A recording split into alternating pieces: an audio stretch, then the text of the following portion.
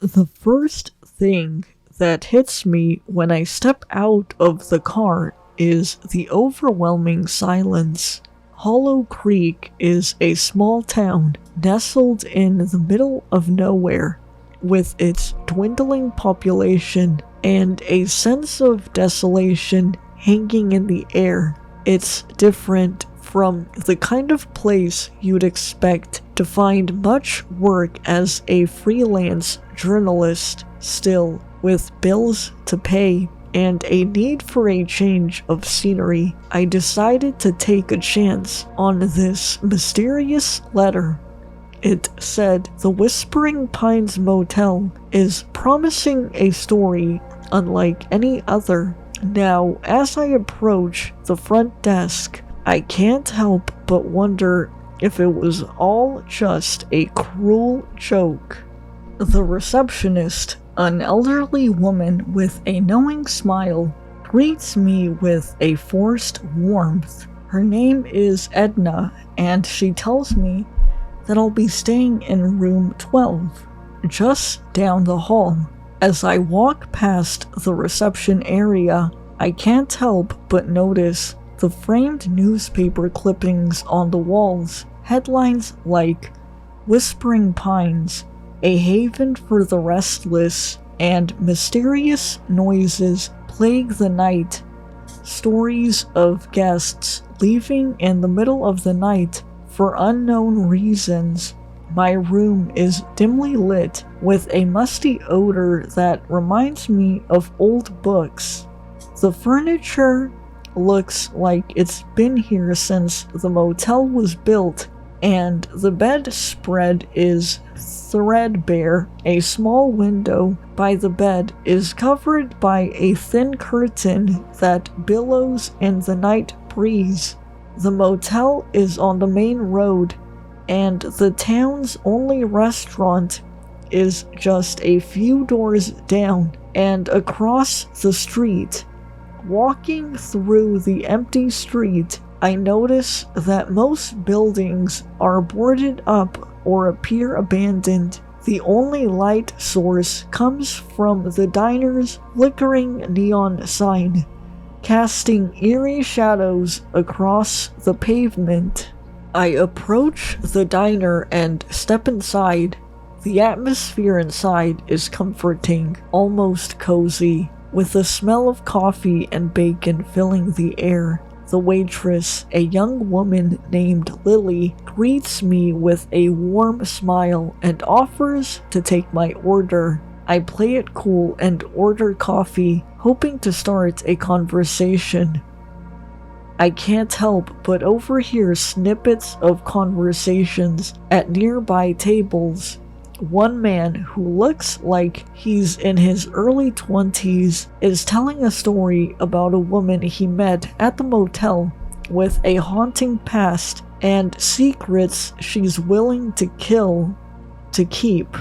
Intrigued, I walk over to them and introduce myself. "You must be Riley," the man says, nodding in my direction. "I'm Tom, and this is my brother Mark."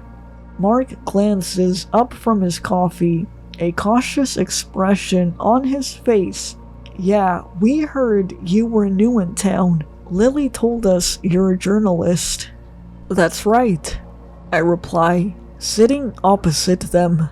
"I got a letter from one of the motel's former guests offering me a story. Something about restless spirits and strange occurrences. I was hoping you could fill me in." Tom leans in closer. "It's true, Riley. This town has a dark secret. You see, there was a fire at the Whispering Pines.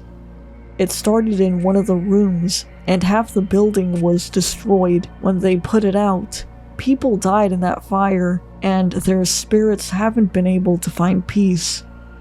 They say you can hear them whispering in the halls at night. I can't help but wonder if there's any truth to the story."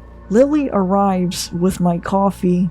I thank her and take a sip, savoring the warmth it brings to my hands. "So, what do you think?" Tom asks, watching me intently. "You believe us?" It's an interesting story, but I'd like to see some proof before I write about it. Anything you can show me?" Tom and Mark exchange glances. Then Tom reaches into his pocket and pulls out a small worn photo album. He slides it across the table to me, and I open it up. Inside are grainy photographs of the motel, taken years ago, pictures of the fire, rescue workers trying to contain the flames, and a group of people standing outside the motel. "These were taken just after the fire," Tom explains. "The woman in the photo was the motel's owner's wife. Her name was Sarah.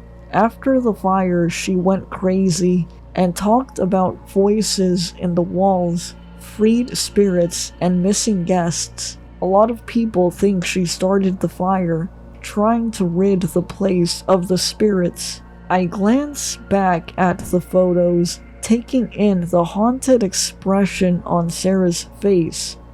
Whatever she experienced during those dark days left a mark on her. Lily arrives with food, setting a plate of eggs and bacon in front of me. "Here you go, Riley. Enjoy," she says with a warm smile. "Oh, sorry. I actually didn't order anything except coffee. Also, how do you know my name?" I ask, feeling a bit unnerved.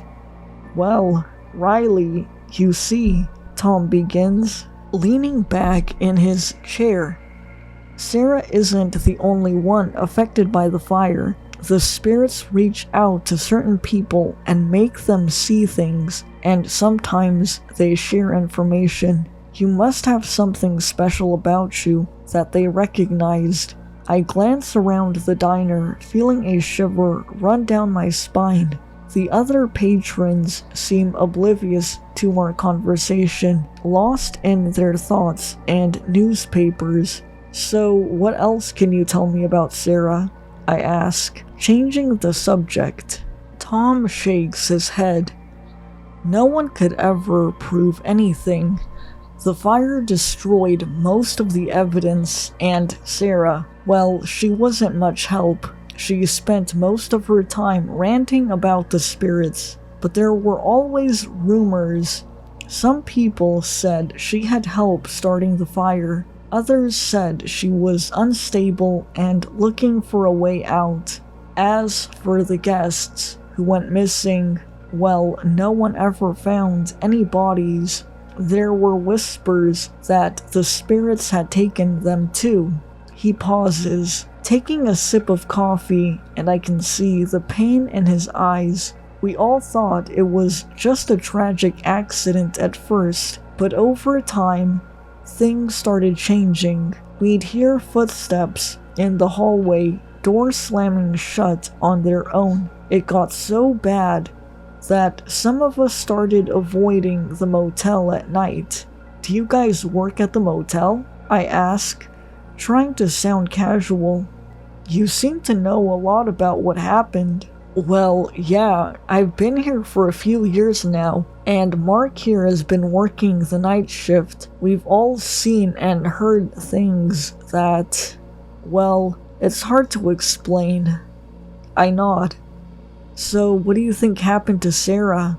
I ask, unable to keep the curiosity from my voice. "Do you think she's still alive?" Tom shrugs. "No one really knows. Some people say she's still here, trapped in her room, unable to escape the horrors she witnessed." I glance at Tom, noticing the haunted look in his eyes. "What about you? What do you think happened?" He takes a deep breath before answering. "Sometimes I see her in the shadows, just watching us. Other times, I think she's a ghost, trapped here with the rest of them. But it's clear that something had went down at the motel, and it's not just in the past. It's still here, lurking in the darkness." The rest of our conversation lasted as long as it took me to eat. I was exhausted and needed to sleep before I started writing, so I went back to the motel at around 8:30 p.m. and settled in bed. I could have sworn I heard footsteps in the hallway outside my room. They were faint, barely audible over the sound of my own heartbeat. I could sleep through it, telling myself it was a staff member doing their duties. I finally fell asleep until I heard this high-pitched, non-stop squeak, stuttering every few seconds. It wasn't loud, but just enough to wake me up. I look over at the clock. It reads 3:08 a.m. I decide to open the door slowly, its creak intensifying the mysterious squeak. Nothing. No one there. I walk slowly as the noise gets louder, but I cannot locate it. I thought it could be an old furnace that they never replaced, but the air in the hallway was so cold. Deciding to believe my furnace assumption, I headed back to my room. But on my way, I could have sworn I had heard someone whispering. When I moved closer, it sounded like it was coming from the walls, just like the town folks said. As I close the door and crawl back into bed, the whispering grows louder, like it's outside my door. It's getting harder to ignore. The whispers are saying something. I lie there paralyzed with fear until finally the whispering fades away into the distance. The next day, I push the strange occurrences out of my mind and focus on my work. I spent most of the day researching the motel's history. As the day drags on, I can't shake the feeling that I'm being watched, that the motel is alive with a malevolent energy that's intent on driving me mad. Around dinner time, I take a break from my research and venture into town. I'm hoping to find someone who might have some insight into what really happened to Sarah. As I walk along the empty street, the air is thick with anticipation, as if the town is holding its breath and waiting for something terrible to happen. I stop at the diner and take a seat at the counter. The waitress, not the same as last night, an older woman with kind eyes and a knowing smile, sets a menu in front of me. I notice the prices are shockingly low. When I ask her about it, she just says, "Around here, we take care of our own." I order a burger and a soda, hoping to gather enough courage to ask questions. When the food arrived, I couldn't help but notice that it was some of the best diner food I'd ever had. The waitress must be using some family recipes. As I eat, I discuss with an elderly man sitting at the end of the counter. His name is Hank, and he's lived in the town all his life. "You're new around here?" he asks. When I confirm his suspicion, he leans close, lowering his voice. "You should be careful about asking too many questions. This town has a long memory, and we don't take kindly to outsiders who pry into our business." His words chill me, but I can't help but press on. "I'm just trying to find out what happened to Sarah," I say, my voice barely audible. Hank eyes me before leaning back in his chair. "Well, you've got to understand," he begins. "Sarah was different. She wasn't like the rest of us. She didn't belong here." I'm taken aback by his words, but I nod, encouraging him to continue.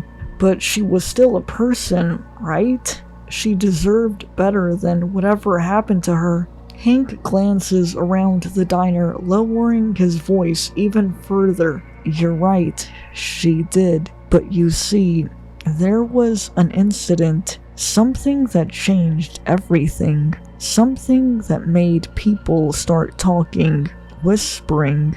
He hesitates momentarily, then leans in closer. You see, there was a time when the motel was different. It was alive, in a way. People would come from miles around just to see it, just to see its magnificent decor and lively air. Hank sighed heavily, as if the story's weight was too much for him to bear.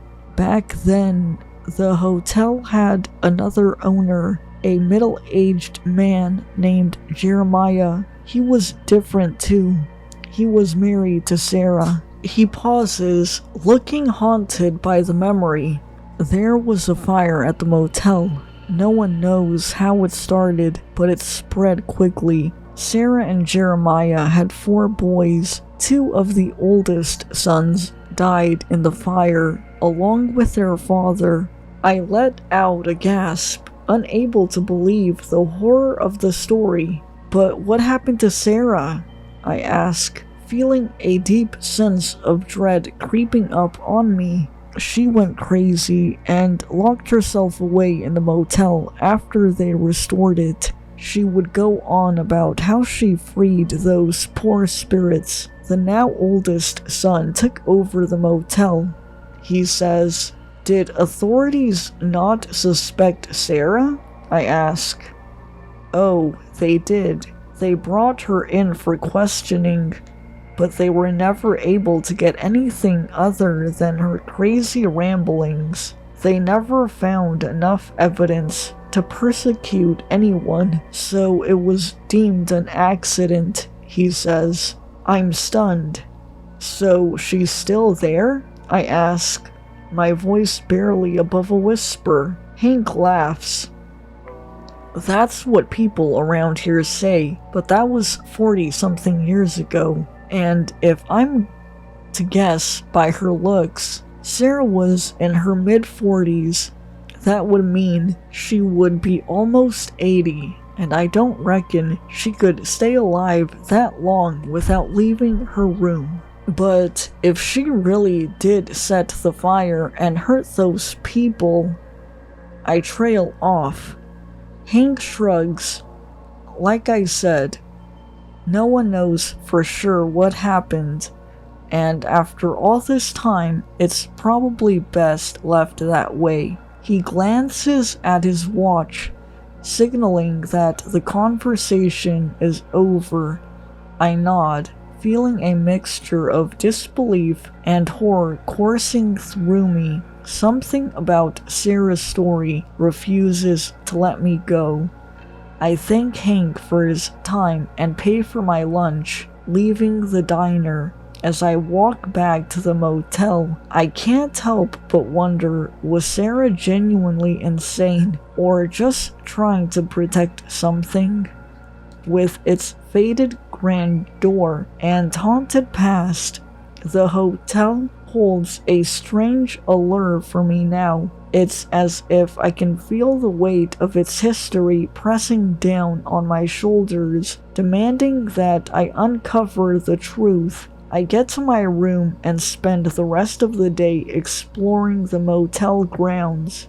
The air is thick with the scent of old wood and damp earth, and the sound of leaves rustling in the distance. I wander past open rooms with peeling paint and boarded up windows. I find a dusty photo album on a dresser in one of the abandoned rooms.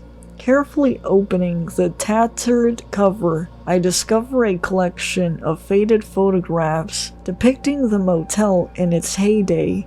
Couples dancing beneath twinkling chandeliers, laughing children running through the hall. There's even a picture of Sarah and Jeremiah, smiling brightly for the camera. I close the album, feeling a strange mixture of nostalgia and sadness.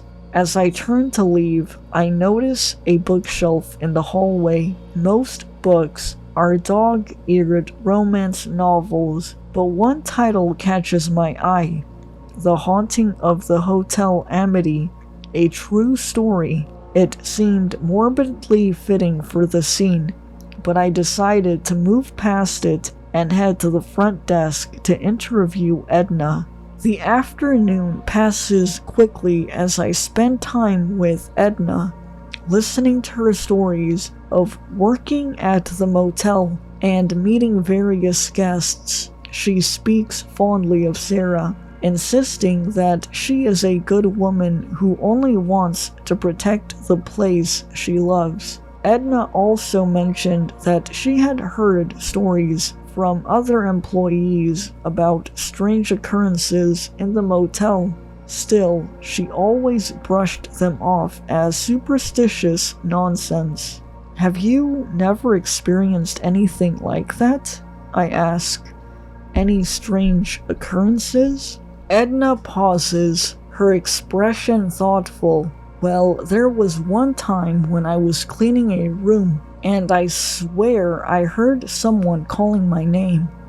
I thought it was just the wind at first, but the voice sounded so real, it gave me a chill." She shudders, her eyes distant with memory. I nod, unsure what to make of her story. Even the people who were closest to Sarah were left with more questions than answers. I head back to my room. It was only 9 p.m., but I was tired, so I lay down and drifted asleep. As I closed my eyes, I thought about Sarah and her story. I couldn't help but feel that there was something more to the motel than what had been revealed. Something darker, more sinister. Perhaps the faded photos in the album or the eerie silence seemed to permeate the halls, but I couldn't shake the feeling that a story was yet to be told.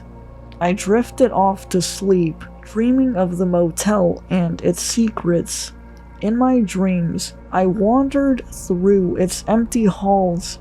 I could feel the weight of history pressing down on me, and in the distance, I thought I heard the faint strains of a melody, like a distant echo of a time long gone. Suddenly, in my dream, I needed to look at the book I had spotted earlier about the Amity Hotel. Something about it drew me in, and when I went to pick it up, I was awoken by the loud, stuttered squeak like the one from the night prior.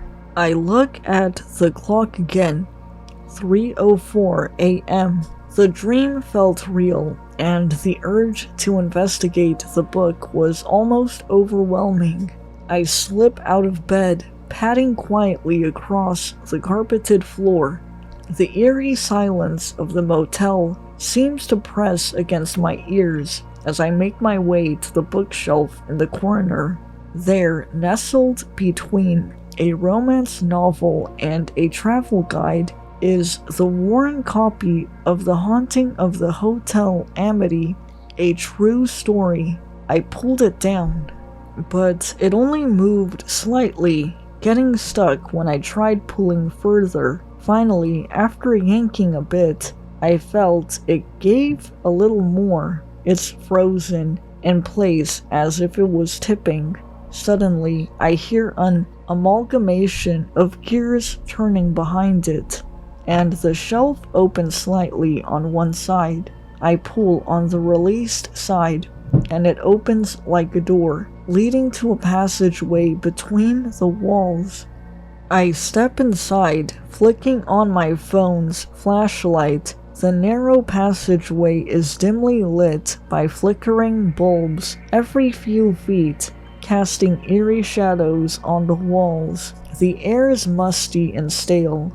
I make my way down the passageway, the squeak louder the further I go.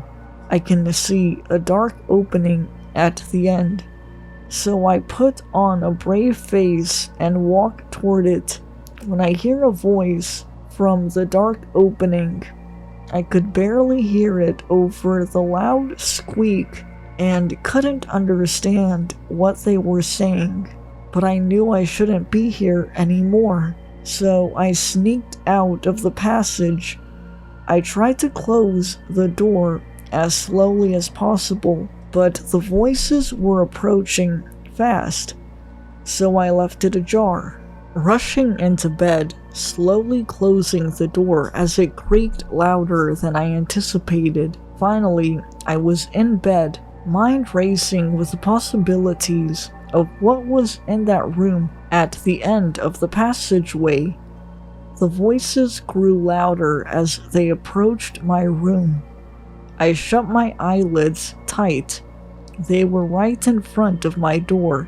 This time, I could faintly make out some words. There were words like her and has to be, and the one that made my heart race was only guessed here. The handle turned slowly and the door creaked open. I loosened my eyelids to peek at who it was, revealing a shadowy figure in the doorway. It was Edna. But there was something different about her. Her usually kind face was twisted in anger, her eyes burning with an unnatural light. She glanced at me for just a moment before she turned her attention back to the others in the hall. "Leave her for now," Edna said. The other voices murmured in agreement, their whispers echoing down the hall. As they turned away, I felt a chill run down my spine. Finally, they leave. I slowly got out of bed, and as quietly as possible, I packed my things. I planned to jump out of the window if I had to. Suddenly, the squeak stopped, and the motel was much too quiet again. The eerie silence of the motel seems to press against my ears. As I try to calm my racing thoughts, I close my eyes, but I can't help but feel a sense of dread creeping up on me. Just as I'm about to fall asleep, I hear a faint click coming from the hallway. My heart starts pounding again as I realize someone is moving through the motel, methodically checking each room. The clicking grows louder as the person gets closer, and I hear footsteps outside my door. I lie there, paralyzed. The footsteps pause outside my door, and I hear a low whisper, "She's in here?" I freeze. Yeah, she's in there, but Edna doesn't want us to disturb her until Tom says it's time. Tom, I thought to myself. The guy from the diner on my first night? The one that already knew my name before introducing myself? Man, fuck Tom, one of the voices said. Just being Jeremiah's son is the only reason we have to listen to that prick. Yeah, unless you want to end up in one of his films, you better listen to that prick, the other man proclaims. The two sets of footsteps walk away from my door. Films? What the hell were they talking about? Why did Edna seem so angry earlier? Why were these men talking about me in the hallway like I was a film project? As the night wears on, I can't help but feel like I'm at the center of some sort of twisted game. I lie awake, listening to the occasional creak of a floorboard or whispered conversation down the hall. Eventually, exhaustion overtakes me, and I fall into a fitful sleep. I first notice the light streaming through the window when I wake up. It's morning, and with it comes a sense of urgency. I quickly dress and gather my things, making my way to the diner. As I approach, I see Tom sitting at a booth, already deep in conversation with Mark. They glance up at me as I enter and Tom motions for me to join them. "Good morning, sunshine," Tom says with a smile that doesn't quite reach his eyes. "Care to join us?" I sit across from them, trying to ignore the feeling of unease that settles in my stomach. "Good morning," I manage to say. "So, how are you finding our little motel?" Tom asks, leaning in closer. "I hope we're taking good care of you." There's an undertone to his voice that I can't quite place. I force a smile, trying to appear more confident than I feel. "It's been fine, I guess." Tom raises an eyebrow at my non-committal response. "I hope you don't mean that as a complaint. We've gone to great lengths to ensure you have everything you need." I glance at Mark, sitting next to Tom. His expression is unreadable, and he seems to be observing me. "It's not that," I say quickly, hoping to reassure them. I'm not used to being around so little people." "There, that sounds believable.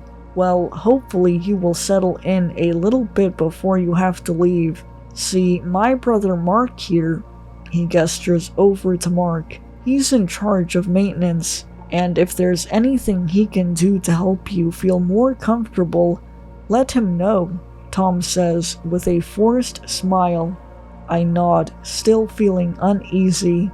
"Thank you, I'm sure I'll be fine." I glance around the diner, trying to appear calm and collected. The place is filled with small wooden tables and booths, each covered in a checkered red and white tablecloth. The walls are adorned with old movie posters and black and white photographs of people I assume are famous actors. The air is thick with the scent of coffee and bacon, making my stomach rumble. "So, what's on the menu today?" I ask, hoping to change the subject. Tom hands me a menu and I scan the options, debating between pancakes and eggs. "I'll have the pancakes, please."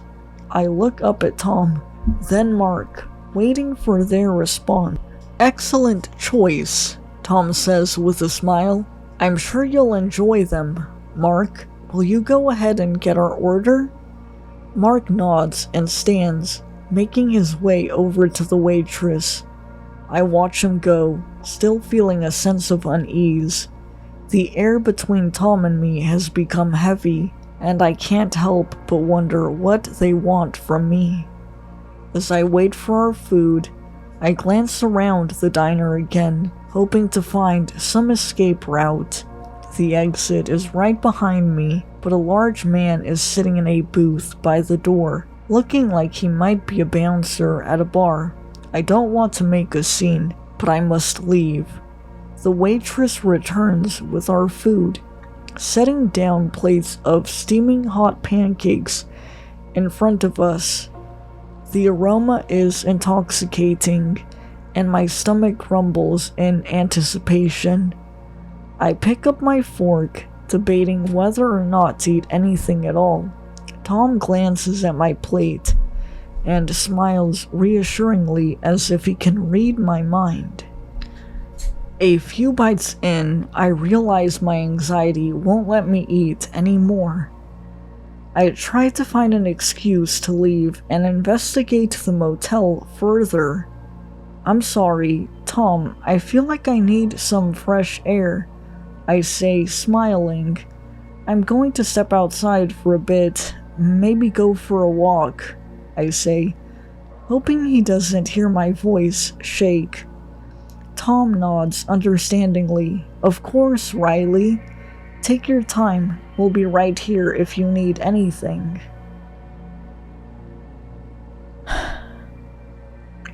He reaches across the table and gently pats my hand, his expression softening.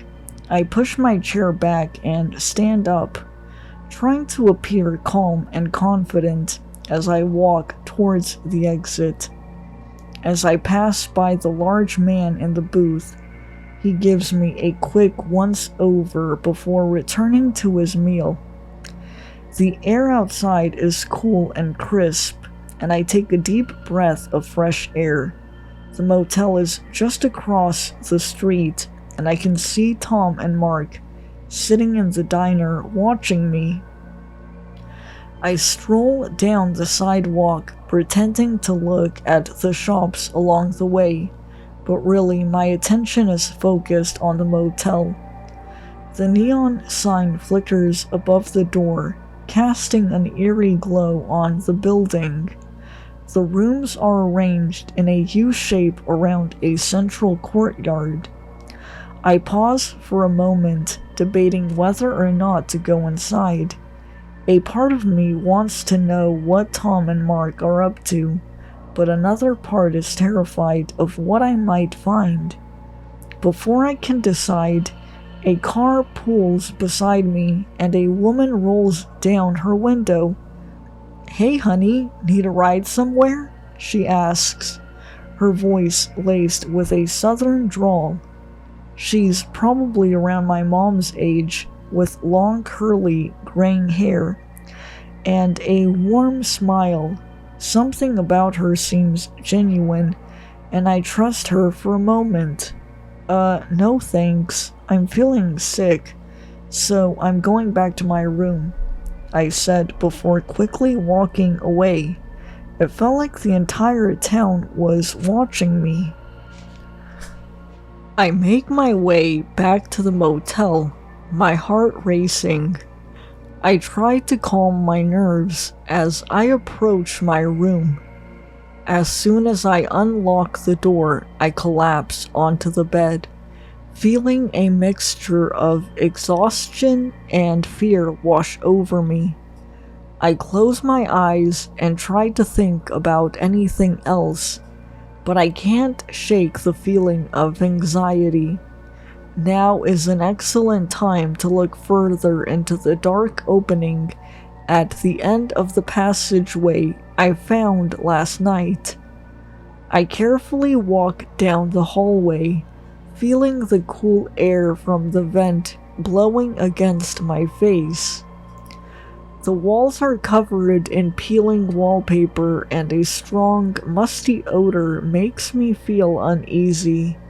As I approach the bookshelf, I attempt to reach for the Amity Hotel book, but when I pull it, nothing happens.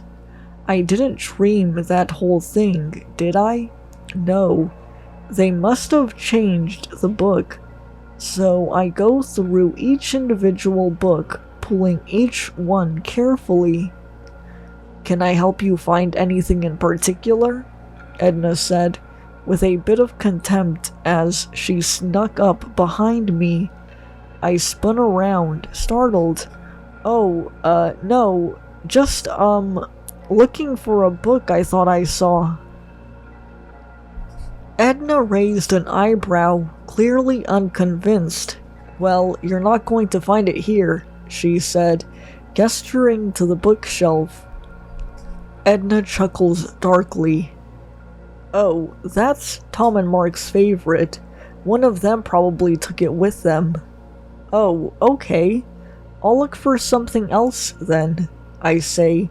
Glancing back at the bookshelf, Edna watches me for a moment before disappearing back into her room. I stand there momentarily before continuing to search for the book lever that opens the bookshelf, trying to be as quiet as possible.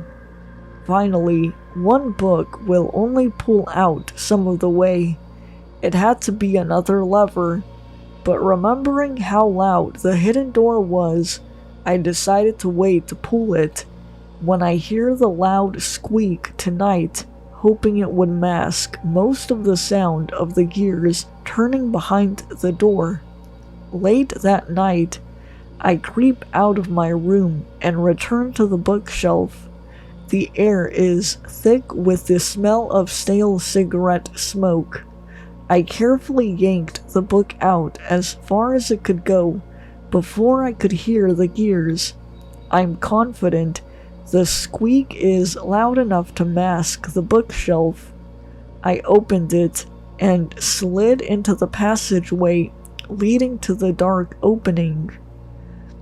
I step inside and the squeak is almost too much, but I press on. I hear multiple men talking loudly and laughing as I enter the room.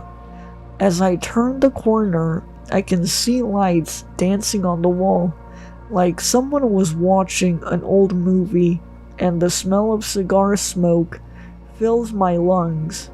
Quietly moving further in, I can see a giant old movie projector that was making the stuttered squeak from its giant bent and dented film rolls scraping against the side of the projector. I look to see what is playing on the screen, but I am distracted by about 8 men, mostly old except Tom, Mark, and another younger looking man.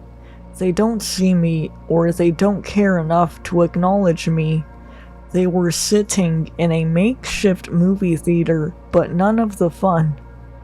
Finally, I looked up at the screen and felt sick. They were showing a homemade old snuff film. Then I realized it couldn't be that old, since I recognized Tom and Mark. They were doing unspeakable things with women of all ages. I look down at the group of men and see them all staring at me with a menacingly evil grin. I froze in immense fear. Staring at them for an eternity, I suddenly felt a sting in my back, like someone had injected me with something. As my vision darkened, I could see the face of the man holding me with one hand and a syringe in the other. It was the bouncer-looking man I had seen in the diner. When I wake up, my head is pounding. The room is spinning and my vision is blurry. I can see little memory flashes of the group picking me up and moving me to the room next to the makeshift theater. My clothes are gone and I'm naked, except for a loose robe. There's a sour taste in my mouth, and my body feels heavy and sour. I'm tied to a mattress that smells like sweat and fear. I struggle against my bonds, but they're too tight. I see an antique film camera on an evil older tripod. There were huge lights all around me that were turned off. Suddenly, they were blinding me as I heard the men laughing. "Oh, Walter Cronkite, what will we do with you?"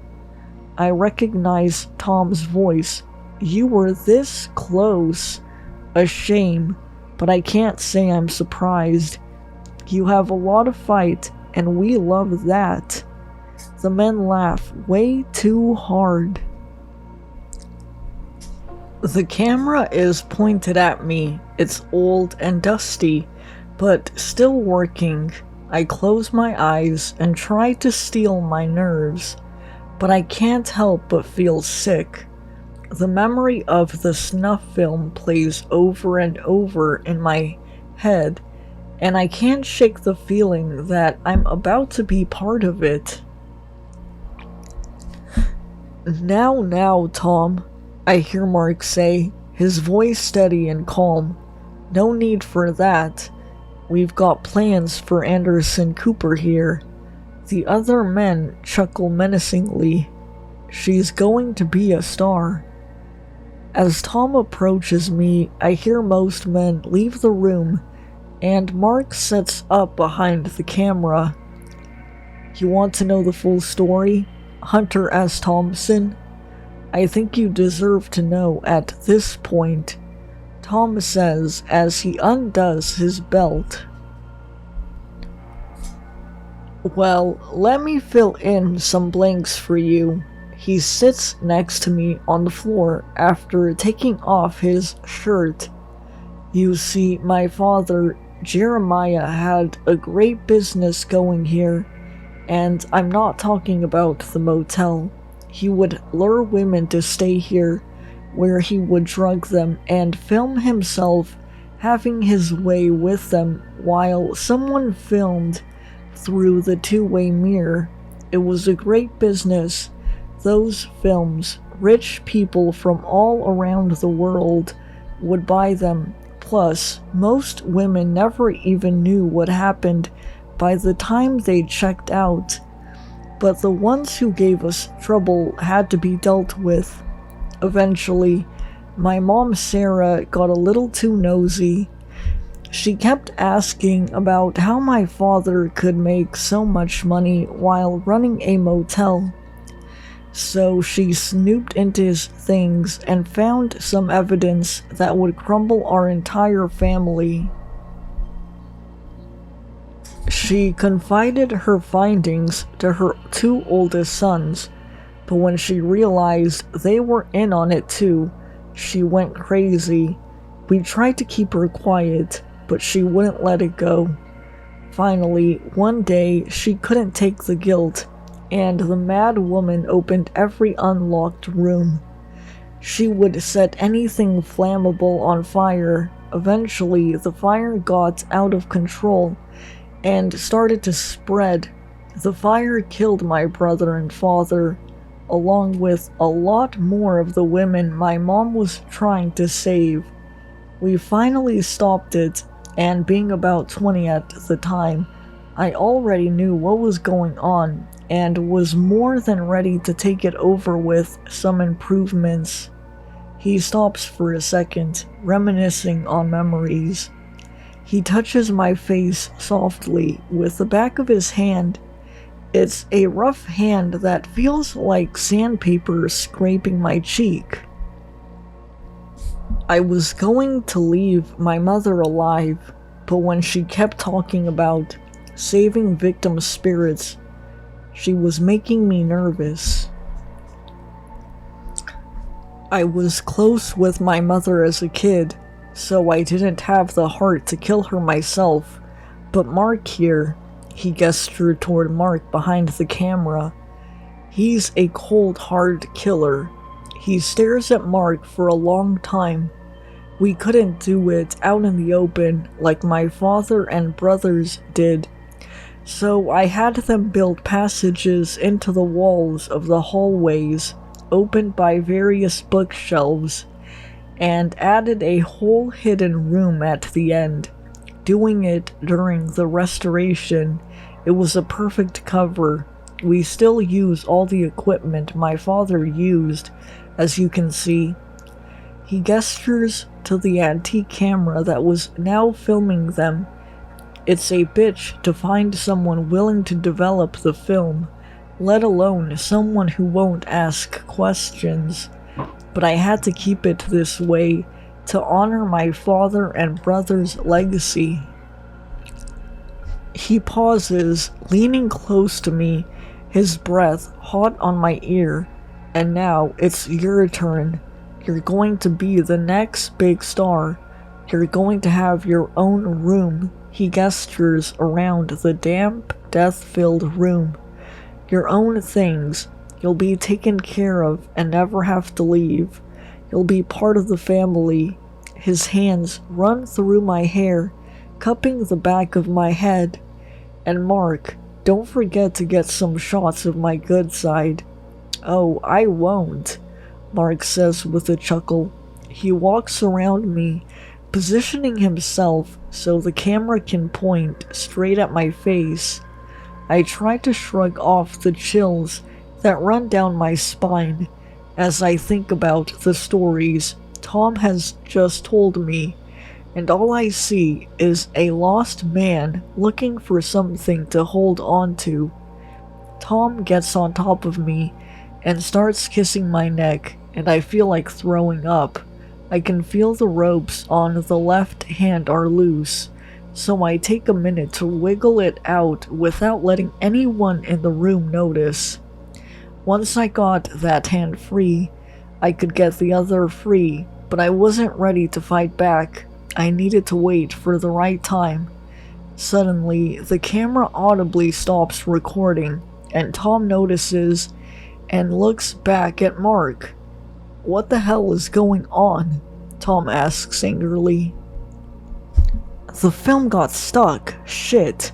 I'm going to have to get a whole new one. Hold on 1 second," Mark says as he turns his back to exit the room. Tom gets up, and I finally feel like I can breathe properly. His back is turned, inspecting the camera. "Hold fucking thing," Tom says to himself.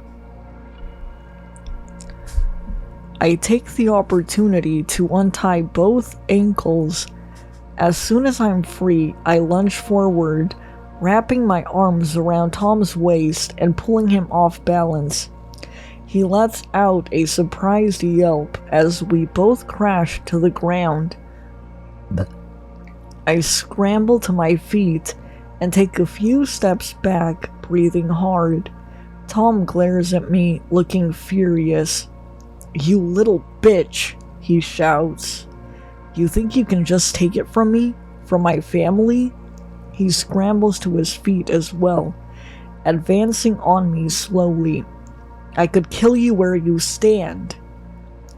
I back away, my heart pounding in my chest. "I'm not going to let you do this," I say, trying to sound more confident than I feel. "I'm not going to be another victim." Tom laughs darkly, his eyes narrowing. "Oh, you think you're so special? You think you're the first one to say no?" He steps closer. "You're just like all the others. You're just another piece of meat." My anger boils over, and I launch myself at him again. We wrestle for a moment, both of us grunting with exertion. He's stronger than me, but I push him against the bookshelf, where he loses his balance and his head falls onto the corner of a dirt-stained counter. I walk slowly toward him, and I can see a pool of blood forming around his matted blonde hair. He's not breathing. Mark, who must have heard the commotion, runs in just then. He freezes, while looking down at his brother. "No, no, no! Tom, you can't do this to me. I can't do this shit alone." Mark is sobbing, while holding his brother's blood-soaked head. I saw my opportunity and took it. I tried to run past Mark, but he catches me by the ankle, making me drop to the floor. "You're not leaving," he shouts, his voice hoarse with rage. He pulls a knife from his pocket, his hands trembling with fury. "You'll tell everyone you're sorry, and then come with me." I kick him in the face as hard as I can, making him release his grip on my ankle. He clutches his nose, blood pouring between his fingers. I turn and run, hearing him screaming obscenities behind me. I bolt out of the room, racing through the building, while luckily not alerting anyone, not knowing where I'm going. I have to get out of here. Outside, the air is cold and damp, the fog rolling off the ocean. I'm disoriented, my heart pounding in my chest. I am still determining where I am, but I know I must find help. I start running, my lungs burning with each ragged breath. I come to a main road, a car's headlights blinding me as it speeds past. I wave my arms frantically, but the driver doesn't notice. Panic starts to rise up inside me as I realize that I'm alone, and that no one knows what happened. I can't go back there, not after what I've done. I start to walk, trying to figure out where I'm going. My feet are cold and numb, but I keep moving. The fog thickens, making it hard to see more than a few feet in front of me. I wish I had a cell phone to call the police and get help. After what feels like hours of walking, I finally spot a street light. It's barely enough light to see by, but it's better than nothing. I walk towards it, hoping there might be a nearby house or business where I can find help. As I get closer, I see a police officer at a red light. I run to him, probably looking like a crazy crackhead with only a robe, and I'm sure I smell like death. The officer looks at me with a mixture of surprise and concern. "Help me," I gasp out between breaths. "These people, they... I find myself unable to talk or see the words for what has happened. The officer takes my arm, his grip firm but not painful. He looks at me with concern, his brow furrowed. "Take it easy, you're safe now. What's your name?" I tell him my name, feeling the fog of shock starting to lift from my brain. "Okay, why don't you tell me what happened?" I spend the next hour or so trying to explain everything to him, not caring how crazy I sound. He listens intently, occasionally asking questions or nodding his head. When I finish, he sighs heavily, rubbing his eyes with the heels of his hands. "Okay, I need you to come to the station with me. We'll get this all sorted out." We take off in his cruiser. I spent the night at the police station, retelling my story to a half-dozen people and getting medical care. The officer who saved me last night told me they sent someone this morning to the motel to check it out.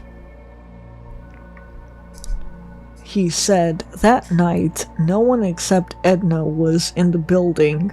She let them look around, and eventually they found the hidden passages in the walls leading to the basement where they found everything. They arrested Edna and she denied involvement, but they kept her for further questioning. They claim Edna was the only one there, so Mark must have gotten away. That was a little over a decade ago, and they still haven't located Mark. Maybe he's dead in a ditch where he belongs. Still, maybe, just perhaps, he could recreate their operation at a new motel. Anytime I see one, I have PTSD flashbacks of laying on that dirty mattress. Once I was shopping at a department store and saw this guy on every lane I went down. He never looked at me enough to get a good look at his face, but eventually he left after I locked myself in the bathroom for an hour. It's funny how the mind works. I'll be watching a movie and I'll see a character get kidnapped, and I'll think, at least they didn't cut my ear off like that guy did.